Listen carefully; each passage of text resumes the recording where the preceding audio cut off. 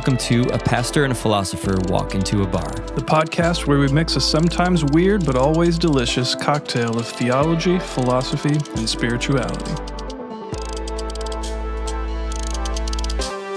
Welcome everyone to Pastor and Philosopher Walk into a Bar. We're going to be discussing something today that is pretty important to both of us and something that we've talked about having an episode on in the future, and now is that time. So we're both pretty excited about this. Our topic today is truth, the philosophical perspective and the pastoral perspective on truth. So it's going to be heady, it's going to be nerdy. Buckle your seatbelts. It's going to be a good time.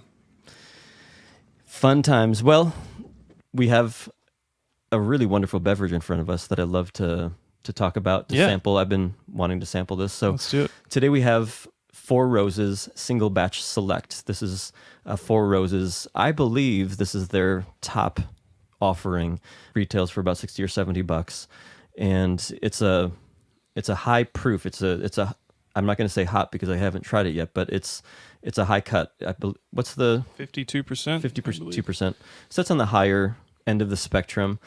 And Four Roses says that they use 2 different mash bills and 5 different yeast strains to create 10 unique bourbon recipes, and of those recipes, 6 are blended together to make this the small batch select. So it's basically just a blend of a bunch of their best stuff that they sample, and they think this is their idea of the best they've got. So all right, let's see if they're right about the that. look of it is really gorgeous. It's dark, caramely colored. It's sticking to the, there's a word for this, but I don't know it, but it's sticking Legs. it's got great legs. I mean, it's sticking to the side of our glasses like nobody's business. Really good. I'm smelling it, which I always do first. Yeah, you can hold it back a little further to smell this one. You don't have to get it up in there. That's complex though. That the nose of it at least. Yeah, floral, delicious, Spicy, oaky. Whoa, man. I like that. It's not very often to get knocked back by a bourbon. That's delicious. That's really good. Yeah, it's nice. Caramel, pepper. I mean, for me, the main word for it is complex. I mean, we've just tried some bourbons and whiskeys that are just straightforward, couple notes, but almost single note. This is on the opposite end of that. It's a little hot, so you got to, exhale a little bit, get ready for it, but because of the alcohol content. But man, there's so much going on there. Now I'm getting like apples, like fall fruit. Like it brings the brighter berry stuff in some, but now I'm getting that deep, dark, almost tart apple. Yeah, there's something fresh about it. I don't know. One of the tasting notes I read, which I don't get, but it was like spearmint gum. Interesting. I don't quite see that. Kind of wish you hadn't said that. But Yeah, there's something, I don't know. Yeah. Something I do love though when you'll read reviews and they'll talk about the flavor profiles, and then you taste it yourself, and sometimes that helps. And then sometimes they'll say something like spearmint gum, which I can respect a person who tastes spearmint gum in something in a bourbon, makes me but I think you're just completely making don't stuff understand that. Yeah. But that's also fun that you can taste the same thing and taste so many different things. It's probably just the coolness of all of the alcohol evaporating. Like that's. I mean, booze. That's what that is. Yeah. There's not, on my new bourbons, I either don't like the finish, or I don't like the start of it, but I like the finish, or opposite. Yeah. There's no bad No, experience this in one's this. solid all the way through. Not a long finish, but satisfying. It's rich. It's got a kind of rich mouthfeel to it, and that depth of flavor brings like really deep, woody flavors. It's like Yeah. allspice and clove. Yes. Like it finishes like off a with some of holiday in a that glass. finishes off with some of that library leather note. Yeah. This is one I would add a few outstanding. drops of water to. Actually, Is it? If I had some. I got some right there. Maybe I will. I'm tempted to add some water to it because I'd be interested to know what it does, but I almost don't want to because I like so much what I'm tasting right now. What do you think? Should I add some water? It definitely brings the pepper out more. I don't know if it improved it, actually. I kind of like the Yeah, I'm not going to do I it. got the first time. I like this a lot. Yeah, and if you're noticing, friends, that we got a little quiet. I feel like beer brings out some fun times. Bourbon makes things serious. Yeah. Do you know what I'm talking about? Whiskey's Yeah. contemplative. It's like reading a book, but silently, like in the corner by yourself.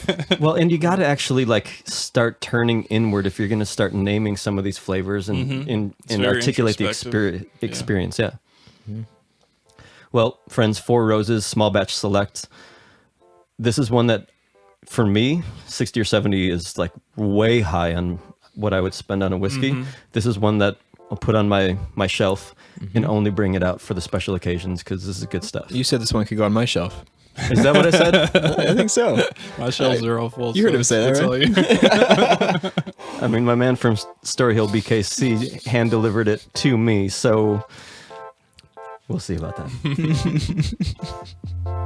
Well, thank Joe for us. This is really awesome. Yeah, really good.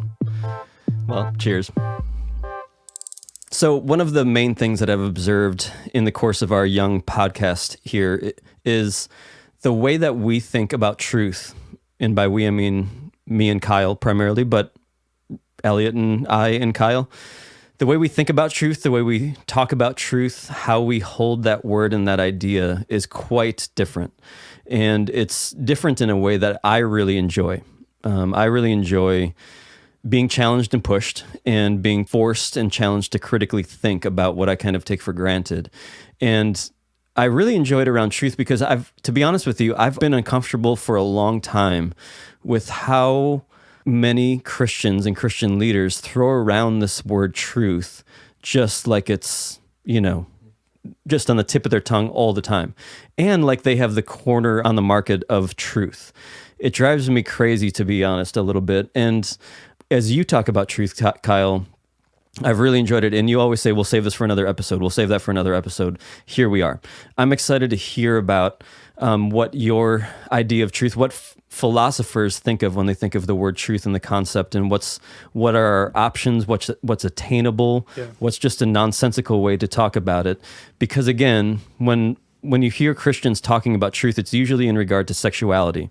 Well, we know truth, or whether it's science and creationism, we know truth. Or Christians will refer to the scriptures as truth, absolute truth, even sometimes, right? Yeah.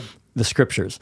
That's problematic for me, and I'm a pastor, for crying out loud. I have issues with that. So I think philosophy is helpful in that it seems like philosophers are able to take a very objective view of something like truth. You have as few ulterior motives, much less, I would say, than most Christian leaders. Can we say that? Or at least we're very intentional about making our motives clear when they're present, and building the method so that the motives are either left out, or at least the problematic aspects of them are left out, or so that they're incorporated but in an intentional way. I'll say that. Yeah. And I would just to, burst your bubble a little bit, Kyle, and whatever philosophers, other philosophers are out there listening. Yeah, I mean, you can be kind of arrogant about this idea of truth, right? Which, I mean, philosophers can be arront about a lot of things, let's be honest. But I mean, have you ever read Plato? I mean, Socrates was the most arrogant bastard in the world. I mean, just the question, have you ever read Plato, is kind of arrogant right off the bat from the jump. But do you guys know what I'm talking about when I say how Christians toss around the word truth? Like it's kind of a weapon, or like they have the full market on that word, concept, idea. Yeah. So as the one in the room who's studied this the least, I think maybe if I talk more experientially, just when I think about truth, like what that means to me. And I realized in knowing we were going to talk about this today, I was thinking like, what is truth and how do I relate to it? And I realized I've had this increasingly complex relationship with truth, because belief in something as true gives us, that's what creates the platform from which you can critique or reject things other than that as untrue or false. So I guess that's one option. We can reject them as false in this kind of active, confrontational way. And this is a lot of my context and history is around this very moralistic focus.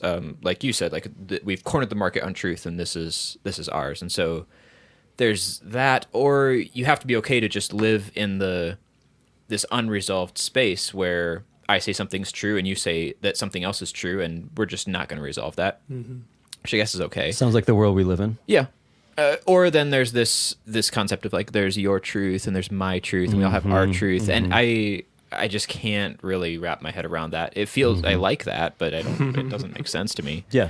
So I guess where I've landed is I've been wrong enough times, and I've been assertive about what is true enough times to get myself in trouble, to where, okay, so now I'm not going to do that anymore.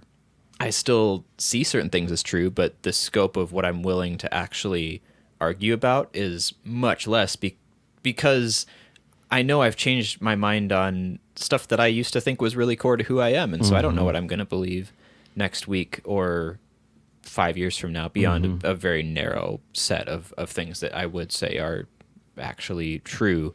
And even in those, I'm going to be hesitant to try to impose that on anybody else, which creates conflicts in me around concepts like sharing my faith or trying to spread the gospel and scare quotes, whatever that means. So that's how I'm sitting with truth right now, and I'm looking forward to hearing you guys go a level down from that. Yeah, and I mean, I feel like many Christians think, when they think of truth and when they think of what their idea of truth is or what they have in their hands that they call truth, we think it's very objective. We think that this is concrete, objective, real. Yeah. When I want to say that's probably not true. When there's no way. What do you mean by that, Randy?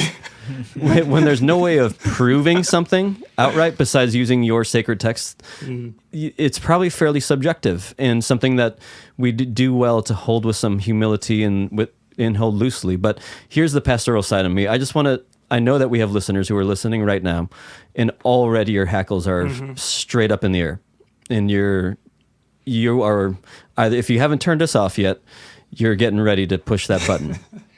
Or you're getting ready to get real angry and you're already judging what we say. I just want to pastorally invite you into this conversation to listen from a place less from judgment, because you have this choice to make now. In this moment, you can listen from a place of being a learner and listening, or you can listen from a place of judgment. One of those will be very productive, and you might not change your mind. You might, if you sit as a learner here and say, I just want to listen to these guys because they might know things that I don't, or maybe they don't. But if you listen as a learner, you're going to actually walk out of this with integrity and with having actually listened, and maybe even your position will feel even stronger to you. The other side, if you're listening in judgment and already poking holes and getting angry and your butt cheeks are tightened, you're not gonna benefit from this conversation whatsoever. About butt cheeks. Sorry. If your hackles are straight up and your butt cheeks are tight, you're gonna be really uncomfortable. Yeah, man. Just in general, not even with this episode. Yeah. Take some deep breaths. So I'm just inviting you into a place of non-judgment, listening, learning, and then when you're done with this, you can think what you want to think. So Kyle, that being said, can you give us just a Cliff Notes version? I know we're talking to Professor Kyle here, Professor Whitaker. Give us a Cliff Notes version of the philosophical pursuit of truth and the philosophical view of truth. Yeah. Okay. I do want to say that today we're recording this on November 19th, which just happens to be World Philosophy Day. So it makes me kind of happy. I feel like you've said that before. Like, no, are there numerous fact, World Philosophy Days? There are competing schools of thought. Yeah. I didn't even know there was a World Philosophy Day until today. So it made me pretty happy that we're talking about truth. There you go. So in a certain sense, truth is the whole point of philosophy. So we've talked about Socrates on previous episodes, and the pursuit of wisdom, the pursuit of knowledge, the pursuit of the right way to live. This is what philosophy is all about. And so truth is the core concept in many ways. Which is interesting. That's so similar to religious world. Yeah, with an important difference. So in religious life, usually truth is attained through some kind of authority structure. So if I'm a religious person, part of what that means is that my beliefs about how the world is and my beliefs about how I should be in the world and how I should treat other people is based on or derived from or at least constrained by what my religious authority tells me. The authority might be a person, it might be the Pope, it might be a body of people, it might be a 1,000-year tradition, it might be a text. Whatever it is, I'm constrained by authority.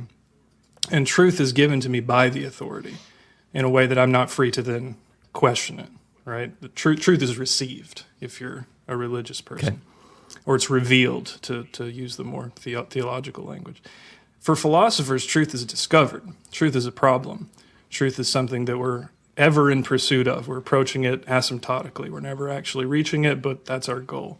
And truth is not the sort of thing that an authority could just pronounce on, because nobody has the authority to pronounce on that.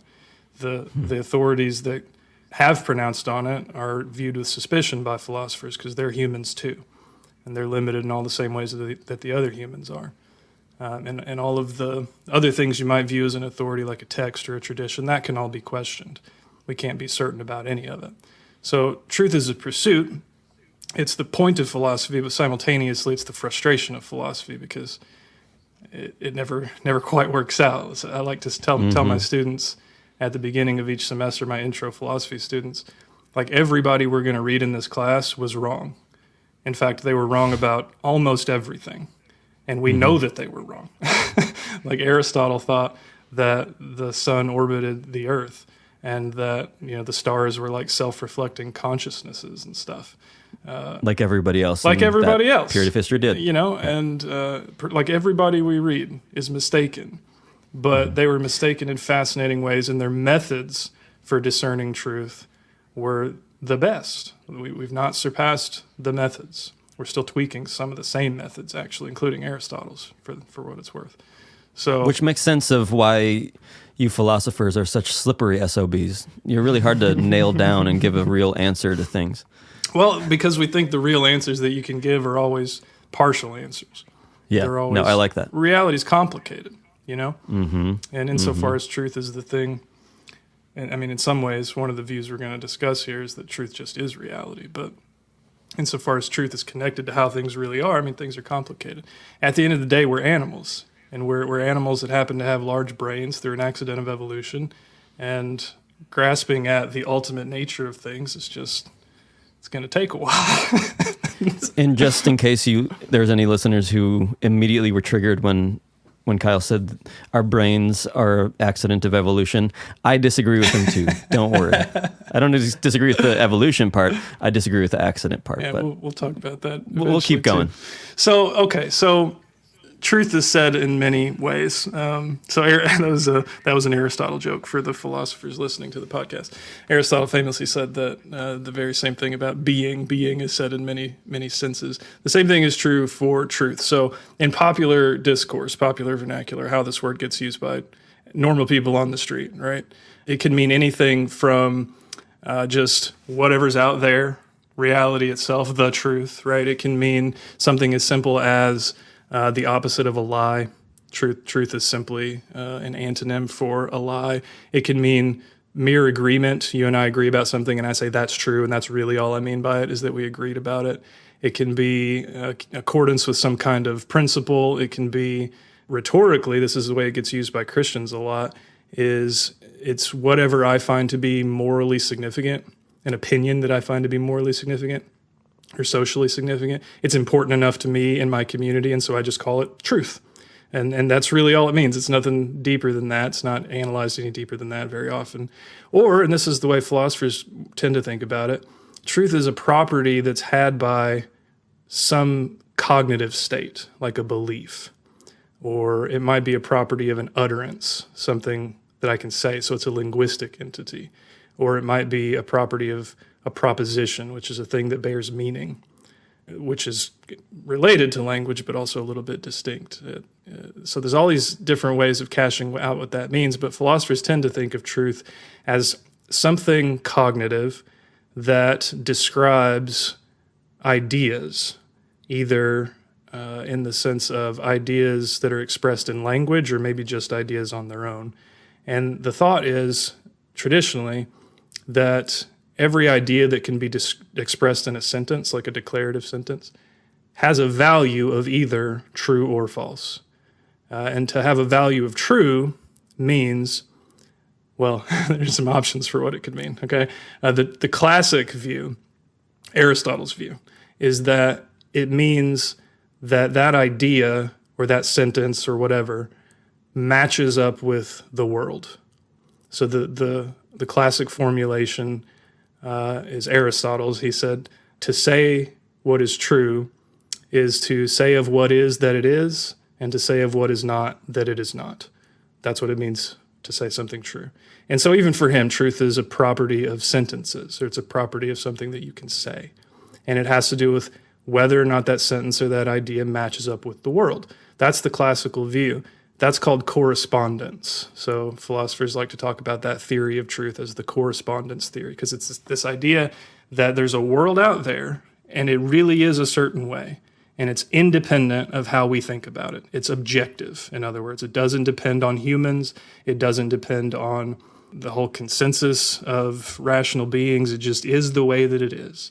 And my representation of it in my idea or in my sentence or whatever either matches up with it or it doesn't. If it does, it corresponds and we say that it's true.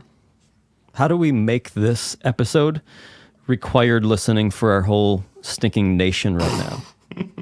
Right? Like post-election, one side believes one thing and the other side believes the other. Not just about the election, just so many things in our world. There's different realities, different truths, different facts, and it's alternative facts. Nauseating.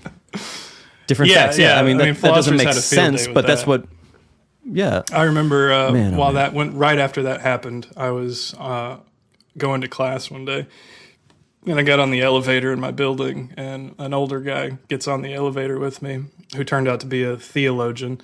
And so in our building, theology is on the 3rd floor and philosophy is on the 4th floor, which is the top floor. And yes, I remind the theologians of that every chance I get. And he saw me hit... First shall be last, brother. That's a religious idea. So he saw me hit the button for the 4th floor, so he knew I was in philosophy. He's like, so you're going to the philosophy hall? You must be a philosopher. I was like, yeah. He's like, so this must be an interesting time for you guys, what with the nature of truth and facts being questioned at every turn. And it was right after What's-Her-Face had done the alternative facts thing, right? Yeah. Which from a philosophical perspective is absolute nonsense. It's incoherent, right? Because a fact is just another way of describing the thing that my statement corresponds to. There's something out there that is a certain way. Now, we're totally open to the option that we might never know what it is, okay? There are many influential philosophers who have taken that view, but there's got to be a thing, and it is not guaranteed to be the way that it seems to me. Mm-hmm. So I interrupted. You were talking about Aristotle. Yeah, so we get this correspondence view from Aristotle. I'll just give you, as quickly as I can, a run-through of the other major options, okay, for how philosophers think about truth. Because many people are unhappy with that correspondence view for various reasons. So another way of thinking about it is it's still a property of beliefs, or it's still a property of statements or something like that. But truth for some philosophers is simply coherence between your beliefs. So some philosophers, like a guy named Willard Quine, for example, argued that each individual human is like a repository for a set of beliefs. Okay, so we have all these beliefs about various things, and we can never really be certain if our beliefs match up with what's out there or not. Correspondence, or at least certainty about correspondence, isn't attainable. And so maybe it would be better to think of truth as the beliefs all fit together somehow. So there's like a coherent web of them, and each one kind of goes with all of the other ones. And so maybe to say that something is true just means it fits into your web in a coherent way. So that's one option. Some philosophers like that view. Another option, and this one is due to my personal favorite philosopher, a guy named Charles Peirce, who is the most original American philosopher. So this is called the pragmatic view, and this says that truth is the end of inquiry. It is the final opinion, as Peirce put it. It's where human inquiry is headed. So again, we're approaching it asymptotically. We never quite get there, but eventually all the disputes are settled or at least that's how things have gone so far. We continue gathering evidence, we continue thinking through things, presenting the best arguments, doing, all the experiments. And eventually we come to greater and greater knowledge. So truth is simply a description of the final stage of that process, which will never actually be realized, but we're always moving towards it. And Peirce thought that it was like an obligation that we try to continue moving towards it. So that's called the pragmatic view of truth. It's something ideal out there somewhere that we're headed towards, which means we never actually possess it right now. Yeah, very frustrating for religious people. Very. However, maybe fairly healthy to consider. I mean, this is how science works, right? Scientists, when they're speaking carefully, won't say that their theories are true. When they're speaking really carefully, they might not even say that we know that various things are true, even though they're so well confirmed that they're extraordinarily unlikely to ever be overturned. They might as well be facts. Nonetheless, what happens in science is you try to disconfirm a thing until you can't anymore, and then you just treat that as though it were true until you find good reason not to. It's a very pragmatic idea. We're moving towards something, but we're always open to being overturned. So those are kind of the big three: the correspondence, the coherence, and then the pragmatic. Recently, there have been a couple other kind of popular views, but they're a little more technical. I don't want to go into them too much, but there's one called a semantic view, which is due to a 20th century philosopher named Alfred Tarski. And he basically made truth a property of sentences that can be expressed in a very rigidly defined language. And so not a natural language, but a language that logicians actually invent. And so he made truth something, a kind of thing that exists within a really rigorously defined language. So his definition is very mathematical. I mean, we can be certain about it within the system, but it doesn't actually have the metaphysical implications of the other views. So in some ways, it just kind of brackets out the question of what's out there and whether or not our opinions ever actually line up with what's out there, and says instead, let's just kind of focus in on how this language is working, and we can define truth very precisely within that. And so a lot of philosophers have liked that because it's manageable. We can use it. We can make discoveries. Like we can do some interesting logical work, and some of those discoveries have actually like spawned computer science. So I mean, they're like really, really significant discoveries, but it doesn't actually tell us a whole lot about like what's out there in the world, unless you're somebody like Willard Quine, who looked at that and said, you know what, I think that actually is the metaphysics. All it means to exist is to be describable in that language. that was his view. And can you describe for us what you mean by what metaphysics means? Metaphysics is simply the question of what's out there. What is being, what actually is, what actually exists. And so Quine was notoriously a reductionist about everything. He wanted to get rid of as much as possible. And so for him, only a couple of things exist. And so his notion of truth is very deflationary in the sense of we're trying to get rid of as much stuff as possible.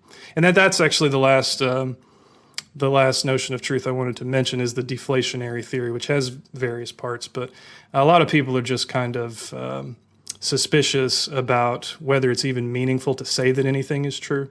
So some people want to say, for example, that if I say the sentence, it's raining outside, and then I say another sentence, it's true that it's raining outside. For a lot of philosophers, I haven't said anything different. Those sentences have exactly the same semantic content. They mean the exact same thing. I can get rid of or deflate the whole truth part altogether. So for some philosophers, truth isn't actually meaningful. It's just redundant. That's a rather unless you popular live in a view as time well. like we do today, where people do say things that aren't true in bold-faced ways, right? Yeah, so you can definitely say things according to this view that are unverifiable or that are proven to be out of sync with what is when you try to verify it. It's difficult to describe the view without using words like true and false. Mm-hmm. But they still want to say that if you say a thing is true in addition to just stating the thing, you haven't actually said anything additional. So philosophers like that would think it would be kind of odd to aim at or seek after quote-unquote truth as a goal, because truth is just like this kind of unclear way of speaking that isn't really necessary, that's not doing any additional work. That sounds like a party guests that I would kind of want to stay away from. Yeah, these would not be fun people to talk to at parties at all. But I mean, it's quite a sizable group of philosophers that takes that view. And then I'll just mention one more, and I promise I'm done. So there's also another favorite philosopher of mine, Friedrich Nietzsche. And Nietzsche was what's called a perspectivist. And so he's famous for saying like little quippy things like, there is no truth, there are only perspectives. And sometimes he's misinterpreted to be a kind of relativist, but that's not really what he meant. What he meant was, at least I think what he meant was, he's kind of notoriously hard to pin down on this. If you want to, because we're all kind of limited by our own perspectives and our own social locations and our own drives and desires and motives and everything, if you really want to get as big a picture of the world as possible, you could say as accurate a picture as possible, but that kind of presupposes some things. If you want to get a little bit outside of your perspective, the only way to do it is to take up other perspectives, to dialogue with others as much as you can. And so it's kind of like if you had a partially drawn map on semi-transparent paper, and then you had another layer of semi-transparent paper that had a different part of the map on it, and then another layer, and then another, and then another, and you overlaid them all together, you could get a picture of the whole map. And so each individual represents only, a partial perspective on the world. And so adding together all the perspectives will get you a better picture than you could get on your own. But he also thought there's nothing outside the perspectives. So looking for a ground to the whole thing or a God's eye view is just not possible. There's nothing outside of it. I mean, I feel and sense a lot of truth and common sense in that Nietzschean kind of way of thinking. There is no truth, only perspectives. It seems a little overly cynical to me, but it also reminds me there's a contemporary philosopher named Pete Rollins out of Ireland who now lives in the U.S., but he actually has these workshops and numerous offerings, whether it's a dinner or it's called Atheism for Lent, or whether there's numerous ways in which he's trying to, I'm trying to think of the right word the word that he uses, but it's decentering practices. So us spiritual leaders would talk about centering practices. It's good to, sit here and have some centering prayer happen and calm your soul and your inner man. Pete Rollins says, I want to decenter. I want to have some decentering practices because we can't really know what we believe unless we hear from someone who has a different perspective than us. So he'll have dinners where they'll invite somebody who has the opposite view of them. And then your only job is to listen. And that person who has the opposite view will tell them everything that they believe about this thing. And they'll tell this group how I see you and how I think about the way you think and the way you believe, and you're not allowed to talk. The only thing you're able to do is ask questions. And then you do this from a number of different perspectives, a number of different topics, and at the end of it, I think it's like 12 weeks or something, you kind of reflect together as a group and talk about what you learned, and really just by saying you can't really know what you believe and you can't really stand in something unless you've heard the opposite perspectives and different perspectives. It sounds very challenging to me, but it sounds very healthy and just healthy.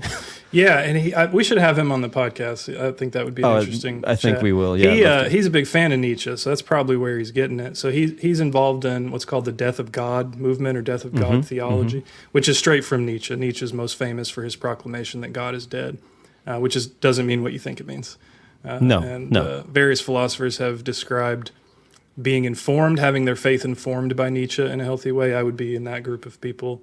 Nietzsche certainly was no Christian. He was no friend to Christianity, but his critiques of religion, and particularly the religious perspective on truth, is helpful, can be very helpful. So I just said a lot of stuff about truth. There's a lot going on there. The upshot, okay, here's what I think the upshot is for our audience anyway. Philosophers don't know what truth is. And we're the group of people most interested in it in the world, at least as interested in it as religious people have ever been. And we're the group of people, and this might sound arrogant, but we're the group of people most capable of figuring it out. We've literally spent thousands of years on the question. You think that sounds arrogant? I mean, I say that because we're the group of people that's trained specifically to deal with questions like that. And we have reached nothing even close to a consensus. So there are pockets of people who take all the views that I just described There are pockets of people who try to create hybrids out of them. Personally, I subscribe to a pragmatic view. I think that's a good way to go. But there are problems with all of these.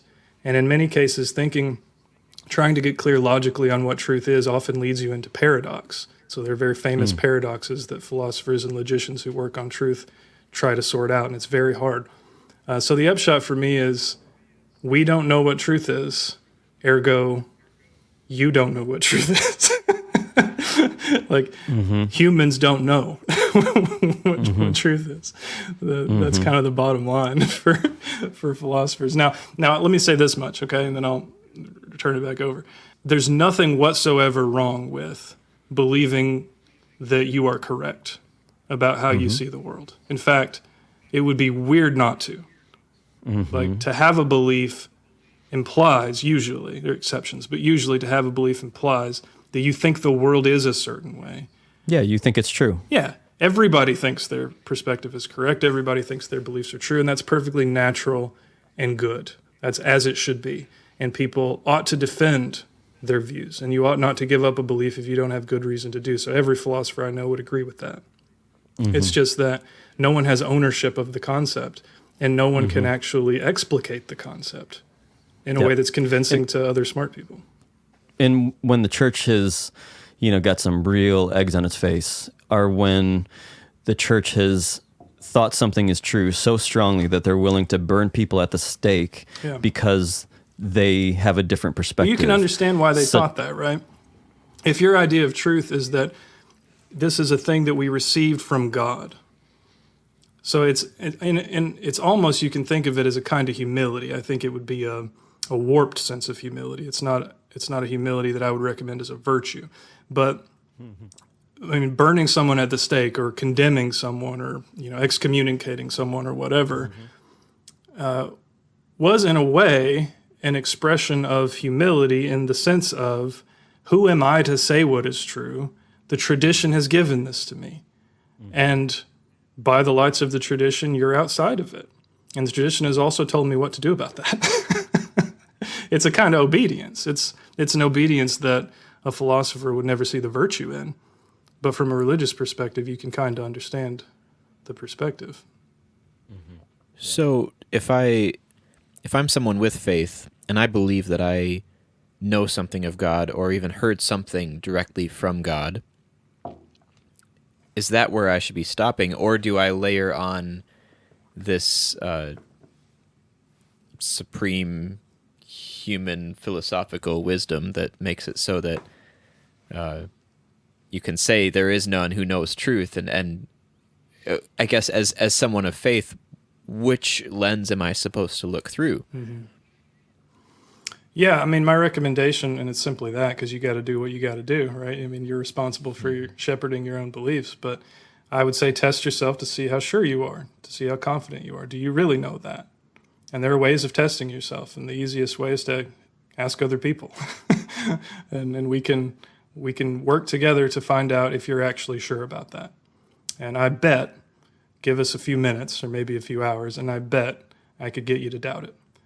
But if I can't, if that fails, if we go through the process and you don't doubt it at the end of the day, you're absolutely sure about it, as sure as you are of anything, then who are we to say that that's not the case?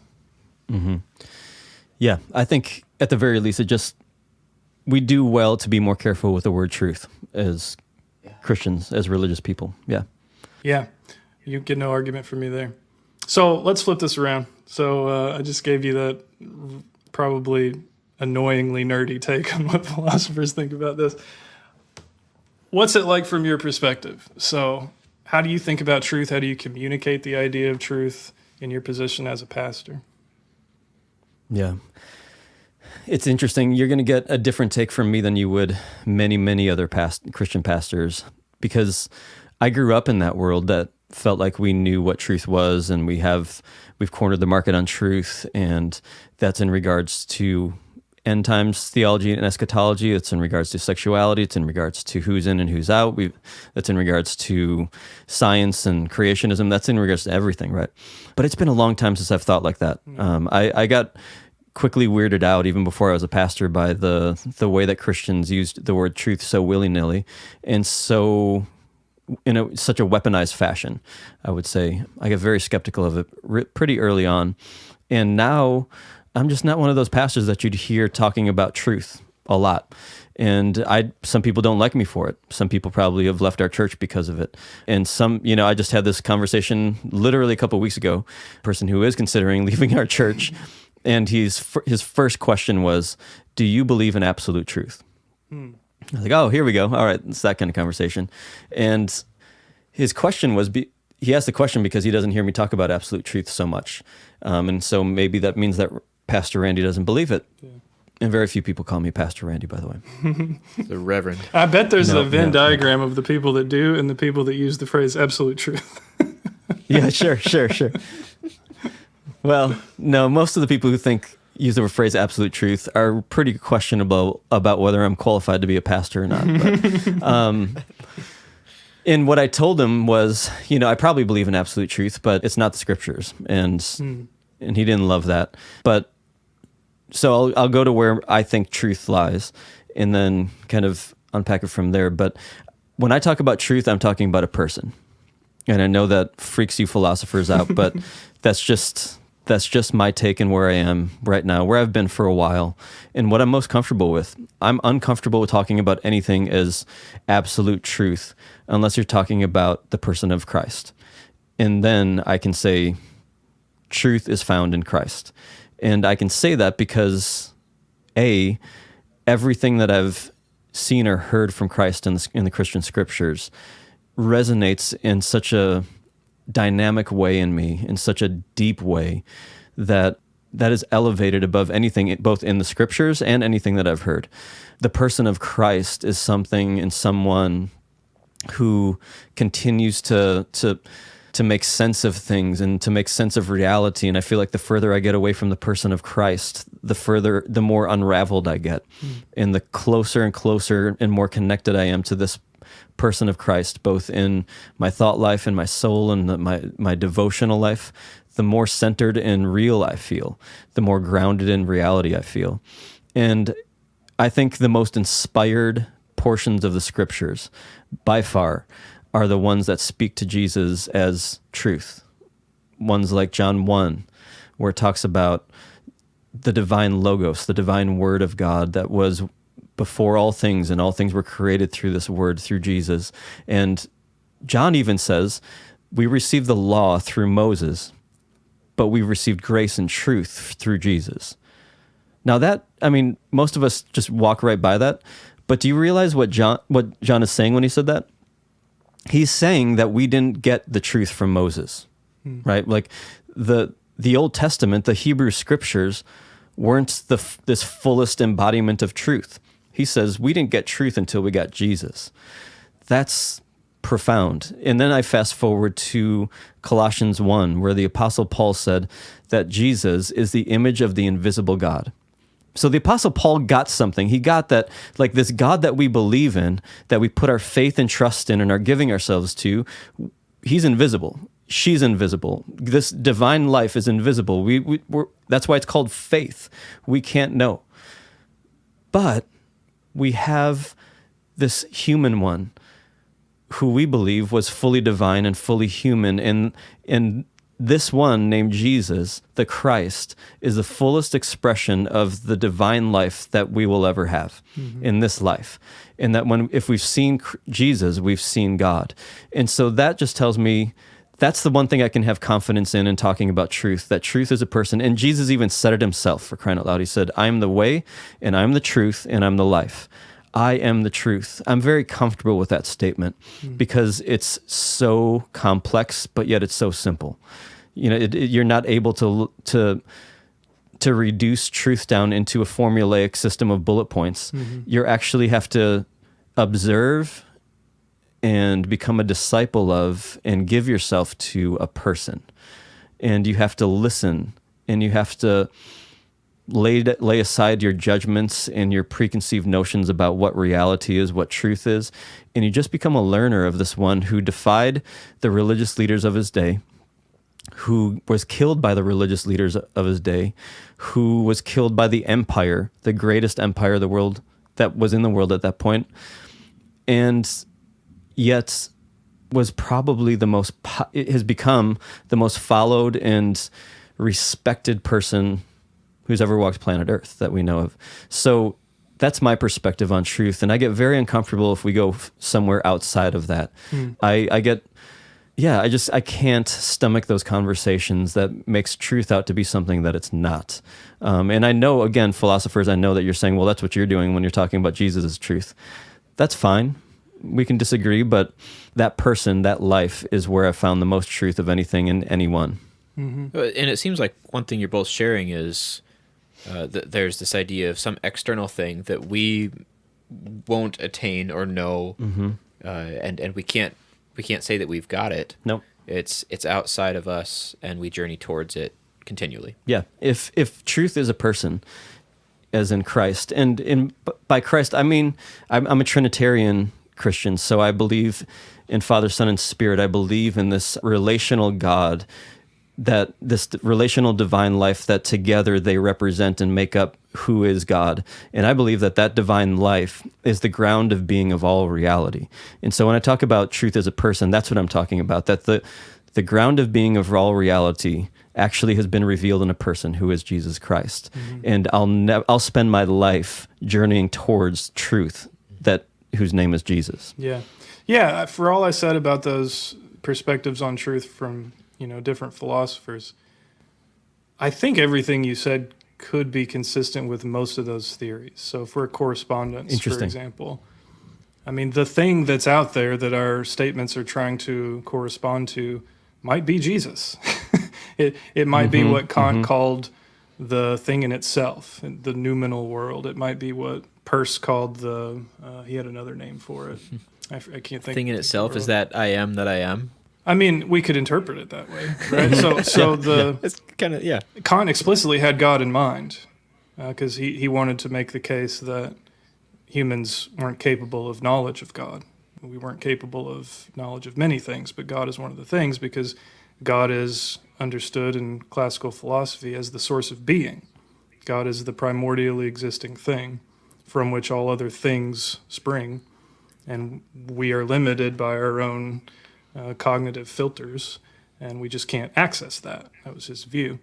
It reminds me of the way you talked about an Anselmic way of describing God, or a case for God, right? Yeah, God's the necessarily existing thing, or the self-existent thing, or whatever. And from our perspective, I mean, what's the difference between saying that that's Jesus or the Christ, or saying that that's, I don't know, the one? If you take the view of Plotinus, or if you're a Buddhist, it's the universe, or it's the eternal flux, or whatever. I mean, all those descriptions are semantically equivalent from the perspective of a correspondence theorist. So it's an article of faith to say that it's Jesus, but a lot of philosophers are fine with that. Yeah, or if you're a pragmatist about truth like I am, then, to say that Jesus is the truth in a kind of, I don't know, really general sense might mean something like we're gradually, as a human race, or as a race of rational beings, maybe bigger than humanity, we're gradually heading towards a perspective of the world where Jesus' nature will be more and more realized, or at least our understanding of the world will get closer and closer to that kind of nature.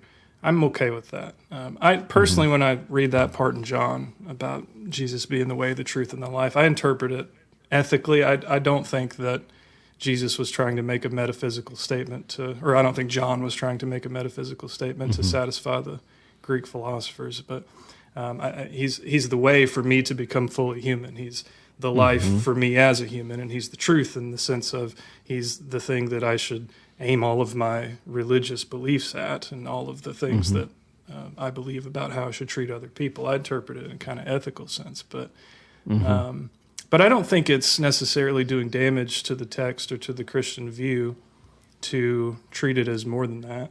And many Christian philosophers have said that whatever reality is, it's Christ.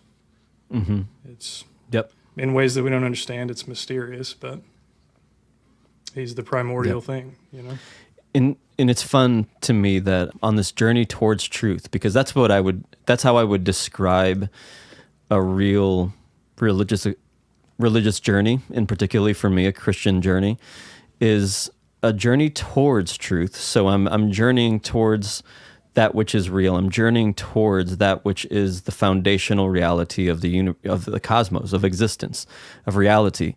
But while I do that, I feel like the closer I get, the more I don't know. Yeah. And that's super fun to me. That's, this idea of wonder and mystery. Yeah. I feel like the further we go on this journey towards truth, if we do it in a humble and, authentic kind of way, ironically, the more we understand how much we don't understand and how far from that foundational ground of reality that is the divine life, that is Christ, which just thrills me. I actually love that. That's a spiritual journey that I can say yes and amen to, is one that is open to wonder, journeying towards truth. And the further you go, the more that you realize you don't know. Yeah. So was your friend happy with any of that when you explained to you? Well, no, I mean, that conversation went the way a lot of these conversations go, is I just ask a lot of questions, because Jesus, if you take Jesus out of the scriptures, it's easier to have a formulaic form of Christianity, right? But because of Jesus, we have to get comfortable with all sorts of nuance. And so that conversation went like, because of the absolute truth foundation, then it went to, do you think there's a clear-cut way to get into heaven or to have eternal life? And I was like, well, I'm not qualified to give that answer, but the one who is walked on planet Earth and gave a number of different ways seemingly to have life, to have access to that life. Sometimes it looked like faith and belief. Sometimes it looked like caring for the least of these. Sometimes it looked like you would do all sorts of things in Jesus' name, and still he would say, depart from me, for I never knew you. And so I think just using Jesus' words, actually the red letters in the Bible, is just, it's hard to get around in these conversations. You have to build a Christless theology in some ways to come to these hard, fast truths, to be totally honest. If I'm just going to be, that was offensive, Whoa. What I just said. But So a thoroughly biblical theology would entail for you a Christless theology. I didn't say Is that biblical. fair? Well, but that's where they're getting it from, right? I mean, the truth is what the Bible says, which is obvious. Yes, I would say many modern Protestant Christians have a shockingly small amount of Jesus in their functional theology. Let me say that, yeah. And I would say most of their theology is based on the Apostle Paul, who would disagree with most of their theology. But when you bring up Jesus to a lot of Protestant Christians, you're actually challenging their theology, because they formulated a theology that's very formulaic and very, A plus B equals C. And it's just Jesus breaks those categories. Jesus comes along and brings the gray in, and he brings even more gray when you get more uncomfortable with it. It's why the religious people kill Jesus. Yeah. I mean, it's almost like God is a person and not a mathematical theorem. Absolutely. Absolutely. This could be so much more simple, right? Like this Christian journey could be just so cut and dry, and so many American Christians would love it if it was, because we turn the Bible into a manual or to a textbook and turn all our theology into formulas. And that's just, Jesus comes along and disappoints you at every turn if you have that viewpoint. It's why we can't really focus too much on Jesus if that's the way we want to think. Yeah. Friends, before we continue, we want to thank Storyhill BKC for their support. Storyhill BKC is a full menu restaurant, and their food is seriously some of the best in Milwaukee. On top of that, Storyhill BKC is a full-service liquor store featuring growlers of tap available to go, spirits, especially whiskeys and bourbons, thoughtfully curated regional craft beers, and 375 selections of wine. Visit StoryhillBKC.com for menu and more info. If you're in Milwaukee, you'll thank yourself for visiting Storyhill BKC, and if you're not, remember to support local. One more time, that's StoryhillBKC.com. So what do you think Christians mean when they use that phrase, absolute truth? I've never quite got my head around that. I mean, I used to be super into apologetics, and we'd throw that phrase around all the time. But I'm not, to this day, I'm still not really clear what we meant by it. Like when I think about sexuality is when it kind of crystallizes for me. And I think when they say absolute truth, they mean something that cannot be argued with, something that is from God, is true eternally, and it doesn't matter what cultural context you find yourself in. It doesn't matter what science or logic say. This is absolute truth, and that's the end of the conversation. So if I have a son or a daughter who's gay, I know absolute truth, and absolute truth says I've got to fix them. Or I know absolute truth, and absolute truth means that experience is wrong, and we got to figure them out. We got to psychoanalyze and, Jesus eyes them, because absolute truth is very clear. Absolute truth allows for no wiggle room. Is that about right when it comes to absolute truth? What we mean? Yeah, it's the opposite of the relativistic. Like, you believe what you want, I'll believe what I want, and we'll all be okay. It's like, no, these things you must. Yep. They're true whether or not you see them as true. Exactly. Well, I guess I'm trying to get clear on what the absolute part adds to it. So it just sounds redundant to me. If a thing is true, then it's true. So what does it mean? I mean, if the absolute part is, as you said, can't be argued with, surely they mean shouldn't be argued with. Or do they really mean can't? Yeah. To which you say, watch me. I mean, like, if you go outside occasionally and talk to people, you would hopefully not take the view that there's anything that can't be argued with. I'm trying to get inside of the head of my friend who I'm talking about this conversation from several weeks ago. And I think he would say, there are things there are things in the Christian faith and in the church that we can disagree about, the non-essentials, if you will. Mm-hmm. And that's okay. We can actually still be friends and fellowship as Christian brothers and sisters and disagree on those things. But there is absolute truth. There are the essentials that cannot be compromised, we cannot be wishy-washy about. We cannot allow for disagreement about, because if we disagree, those things are absolutely true, and there is no wiggle room there. Then we have to break fellowship. Then we have to say you're not a Christian anymore. Then we have to say you're wrong because this is absolute truth. Mm-hmm. But again, what they mean by that must be functionally what I think is true. And therefore shouldn't be questioned. Well, what they think doesn't matter to them. What the scriptures say is what matters. There are a lot of things I think are true, but the absolute truths, if I'm taking on this mindset, are the things on which I cannot tolerate your disagreement and still see you within the camp that I'm in. Yeah, so just the most important ones. Yeah, sure. Yeah. Okay, so absolute truth means the things I think are most important. I'm like getting uncomfortable, like I have to defend this. Mm-hmm. I'm just trying to get clear on the idea. I mean, it's an idea that I guess I used to hold. I just don't remember. I'm just trying to it's the things that we cannot, as these people think. The things that we cannot compromise on, the things that if our culture tells us some person has their own truth and you have your own truth, well, that's okay, but hold actually on. wrong. So if it's that's a consequentialist thing, which means if the justification for this being the absolute truth is that if I don't treat it that way, then really terrible stuff will happen, then that's not truth. We're not talking about truth anymore, right? Because now that depends on what I do, and so it's just not truth anymore. So it can't be, what they mean cannot be, at least as far as I can understand it, that this is something that if we don't treat it as true, then terrible things will happen. Because then its nature as truth somehow depends on me, or its importance depends on me, and that wouldn't make any sense. So to say that something is quote unquote absolute truth has to mean something else. And as the clearest I can see on it is that it means what I or my community says is most important. Well, yeah, and what they think is absolutely true or absolute truth is the grounds for human flourishing. They would say the reason that our world is the way it is because the world is relativistic and hates absolute truth. Mm-hmm. If we had absolute truth, we'd have strong nuclear families. If our world believed in absolute truth, we would have a flourishing economy, and freedom would be, what it was meant to be. If we had absolute truth, we wouldn't have all these people coming out as transgender and gender confusion and all that stuff, because we've gone so far in this relativistic, truth-hating culture that we live in that we've got what we deserve. Sure, yeah, but even there, those things are evidence to you of people having given up on truth because you have an idea of what human flourishing looks like.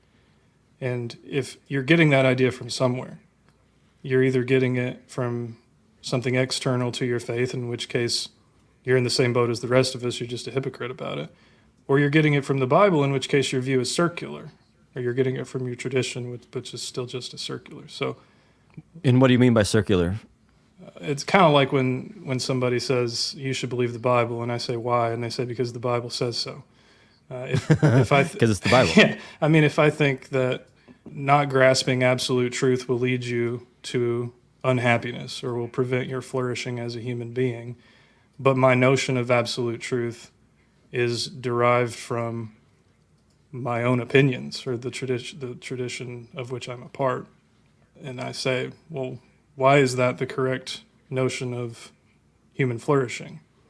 And the answer is because the tradition says it. Like you can't give a demonstrable justification for that view of. It's basically, in my world, I equate that to being a fan. It's like sports. I would say a person would ask me, who's the best? A kid would ask me, who's the best football team? And I'd be like, duh, the Packers. Yeah. And they'd be like, why are the Packers the best? I could give them all sorts of reasons why because we have these amazing quarterbacks and, tradition and we do things right. But at the end of the day, why are the Packers the best team? Because they're the Packers. Yeah. What does that mean? They're just the Packers. They're the best. Mm-hmm. Yeah. And I guess that's what confuses me about the whole phrase and why we spend so much time on it now is that, I mean, I'm fine with sticking to a tradition, saying, this is how we think about things and we have our coherent system and it makes sense to us. It's internally consistent and we think it provides a good path to flourishing. And if you disagree, then you're just not part of our system, but that's fine. But like adding the absolute truth part to it makes it sound like you think it's bigger than your system, which makes it sound like you think it's demonstrable, which means you should be able to demonstrate it, or somebody should be able to demonstrate it. So it's I'd love weird that it just reduces back to, like when you dig into it, it just reduces back to, this is what our group said. Any of our listeners who could explain this to us better than we're seeming to be able to grasp it should just email us, because I tried to look back on Google Trends. They only go back as far as 2004, but it looks like absolute truth has it peaked sometime before that because it was already trending down. That's as far back as they go. But my guess is that it was the Christian response to postmodernism as a movement. You've got postmodernism that comes in and starts to talk about things like multiple truths, and so then there's this response on the part of Christianity where you have to, well, no, there's not multiple truths. But there are absolutes. These are things that that would be my guess. I'd love to hear if somebody could school us on this. I mean, this is, I condemn cynicism, but I'm pretty cynical.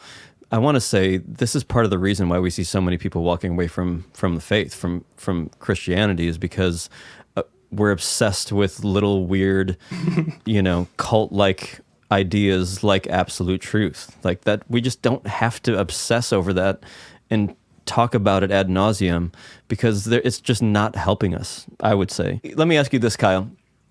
As someone who grew up in the church, and you said, in the very beginning of this podcast that you grew up as a fundamentalist in many ways, and as someone who was passionate about apologetics up until, inside of this last decade, which is the ultimate irony, I think.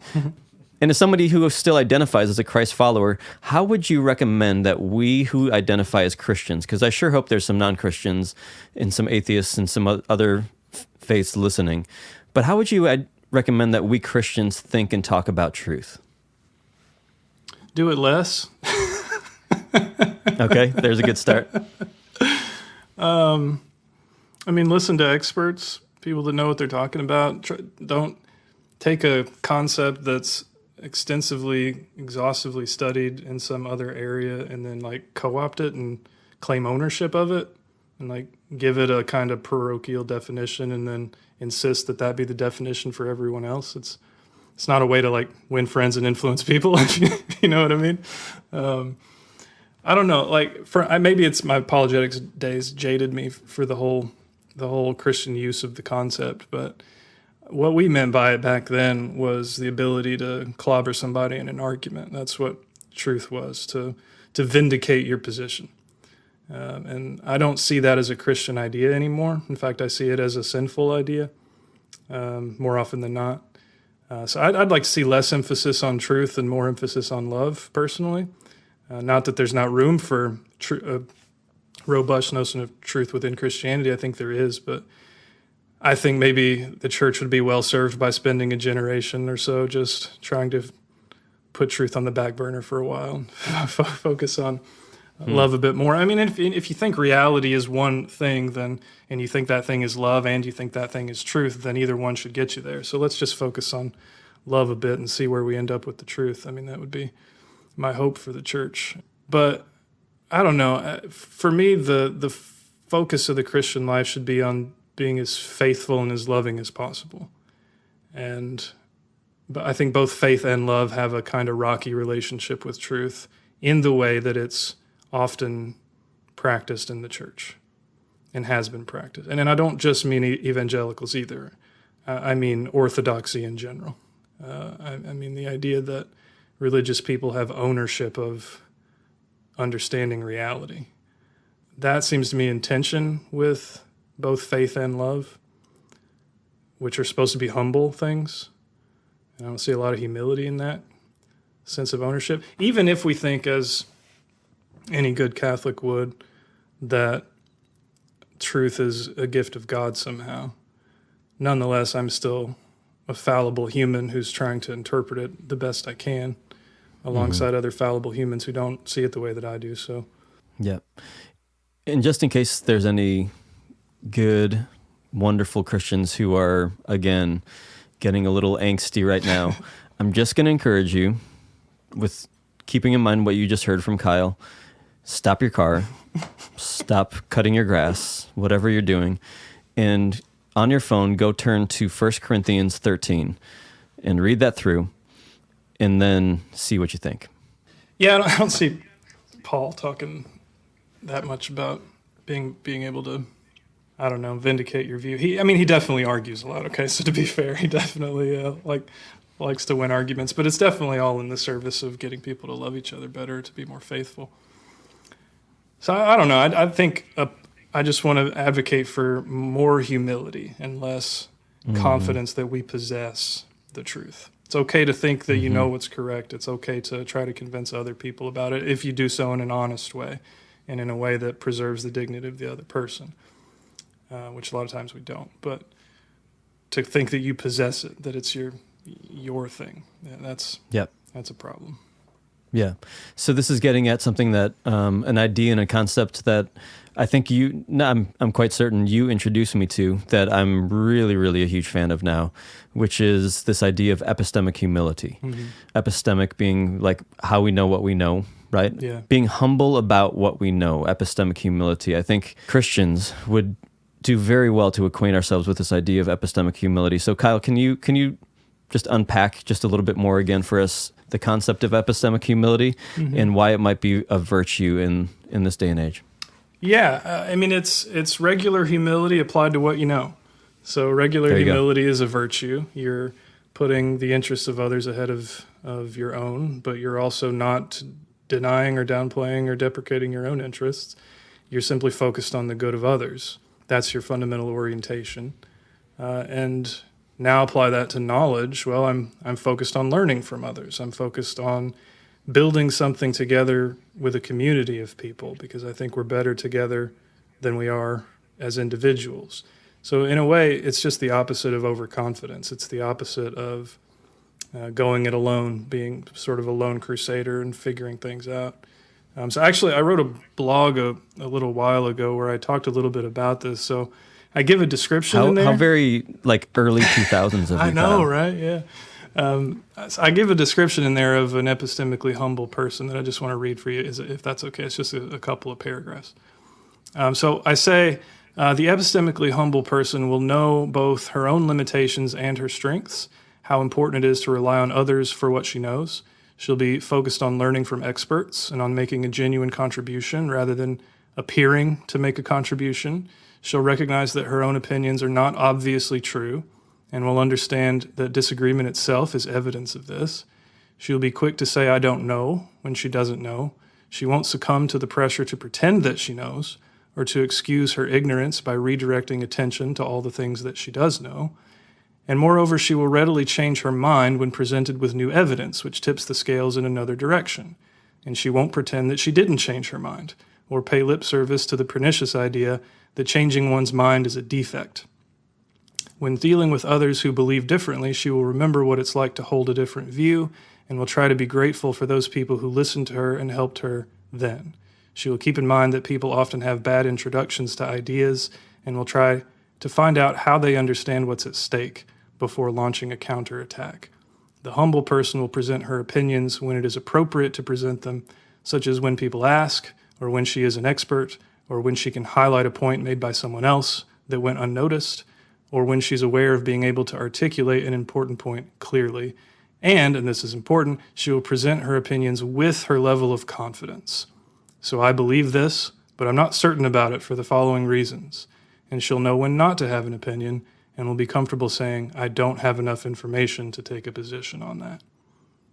And finally, I say, this is the end of it, she will make her arguments and assertions unapologetically, without condescension, but also without pretense or embarrassment. Because I think a part of humility is having an accurate self-understanding. I know my limits, but I also know my strengths, and I don't try to present them as anything other than what they are.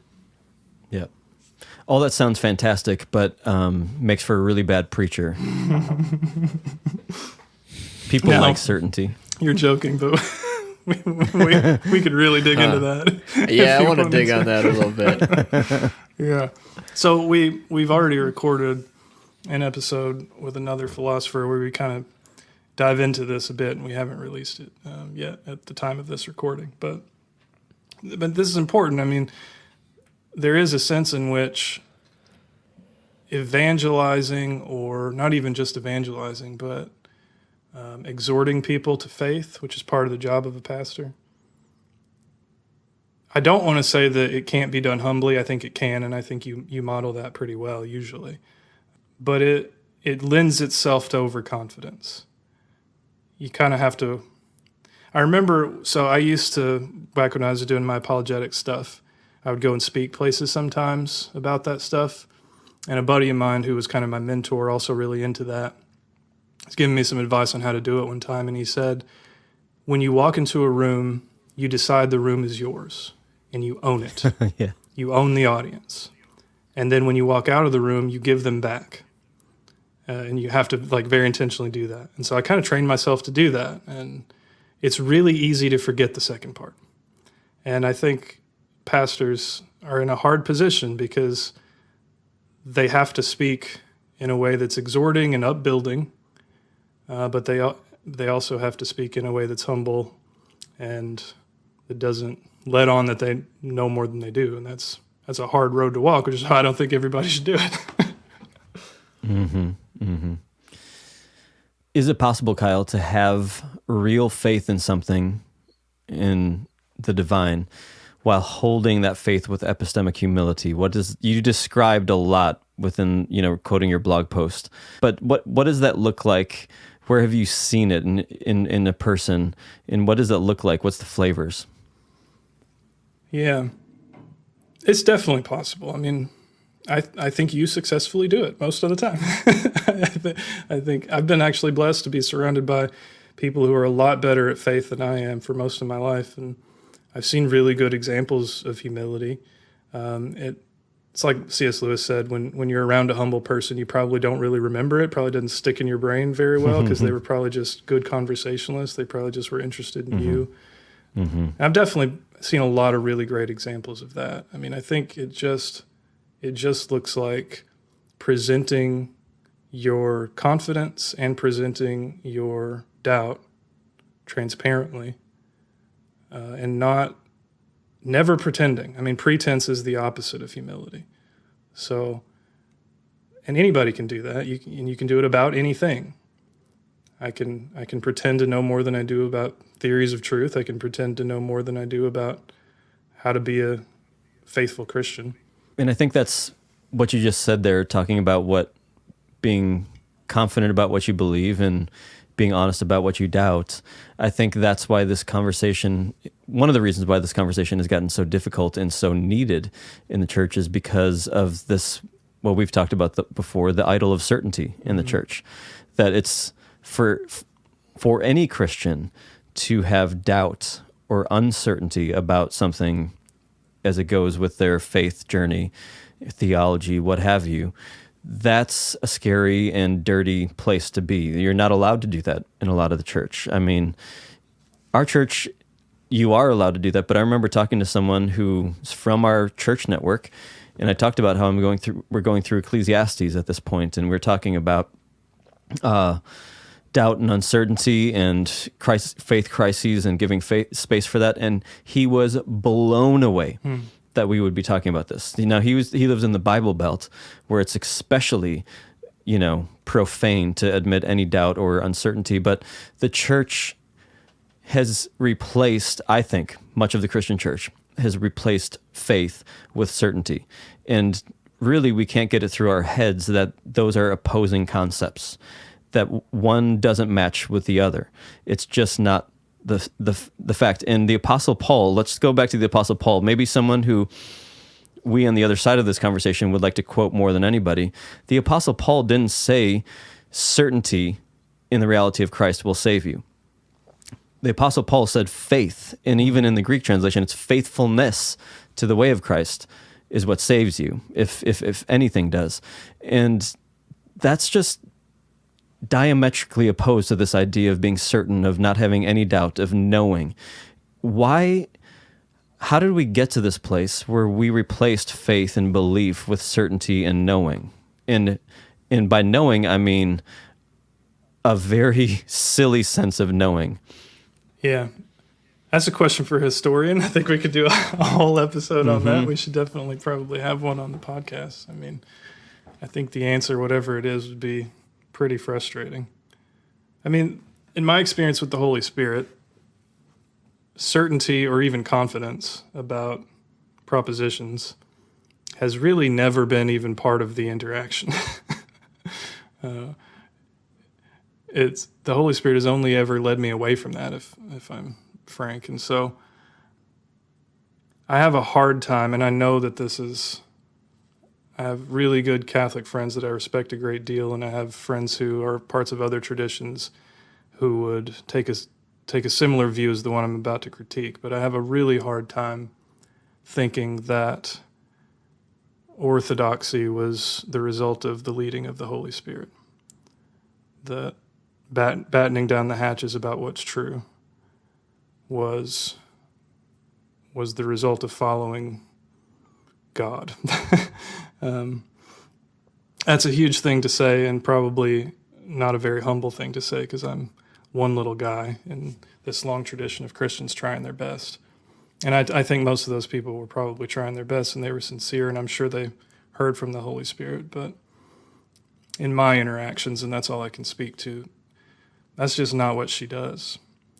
She leads me to serving people, particular people in my sphere. And I'd like to be a fly on the wall in some of those ecumenical councils, just to see how often, and if ever, the point was raised, is this actually what we should be doing? and is this in service of particular people that we can name?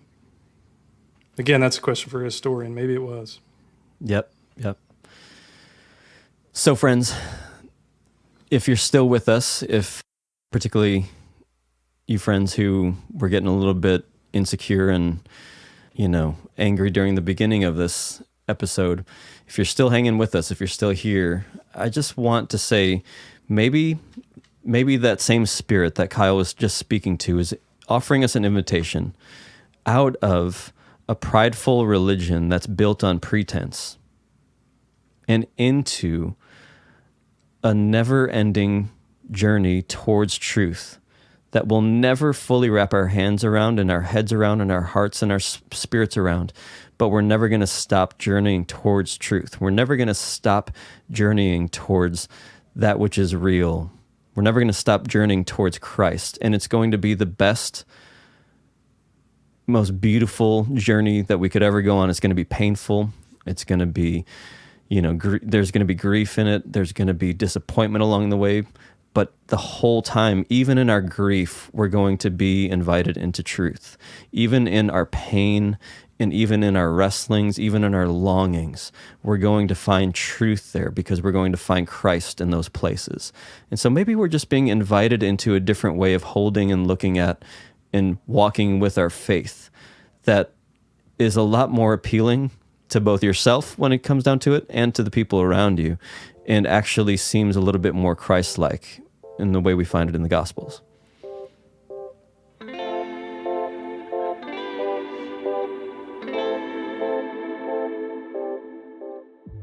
Thanks for spending this time with us. We really hope that you're enjoying these conversations as much as we are. And if you are, help us get the word out. Before you close your podcast app, leave a rating or a review. That helps new listeners find us, maybe for the first time. If you'd like to share the episode you just heard with a friend or a family member, you can find those links on our social media pages. You can also find us over on Patreon at patreon.com/apastorandafilosopher. Thanks again for listening. Until next time, this has been A Pastor and a Philosopher Walk Into a Bar.